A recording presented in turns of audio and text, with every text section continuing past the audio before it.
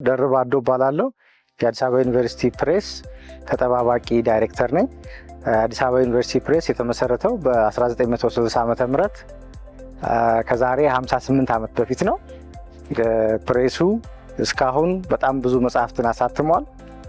ትኩረቱም ታሪካዊ በሆኑ አካዳሚያዊ በሆኑ በሳይንስም በተፈጥሮ ሳይንስም በማህበራዊ ሳይንስም ፒር ሪቪው ተደርጎ የሚታተሙ መጽሐፎች ላይ ነው።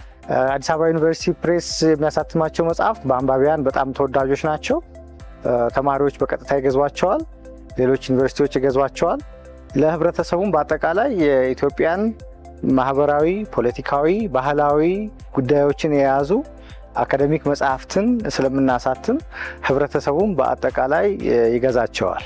ተደራሽነታችንን በተመለከተ መጽሐፍቶቻችን አሁን ደግሞ በቅርብ ጊዜ አዲስ አበባ ዩኒቨርሲቲ ፕሬስ መጽሐፍት በዘመን ገበያ ቀርበዋል። ስለዚህ በሁሉም ቤት ደርሰናል ማለት ነው። አሁን ዘንድሮ ወደ 8 መጽሐፍት እናስመርቃለን። ከ10 እስከ 20 መጽሐፍት ከዚህ በፊት ያሳተሙባቸው ጊዜዎች እንደነበሩ አውቃለሁ።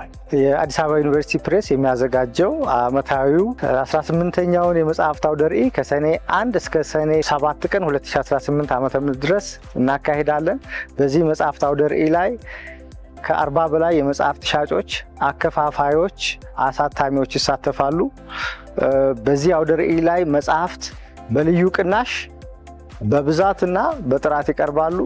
ወላጆች፣ የመጽሐፍት አፍቃሪያን ከቤተሰቦቻቸው ጋር መጥታችሁ እንድታነቡ መጽሐፍት እንድትገዙ እንጋብዛለን።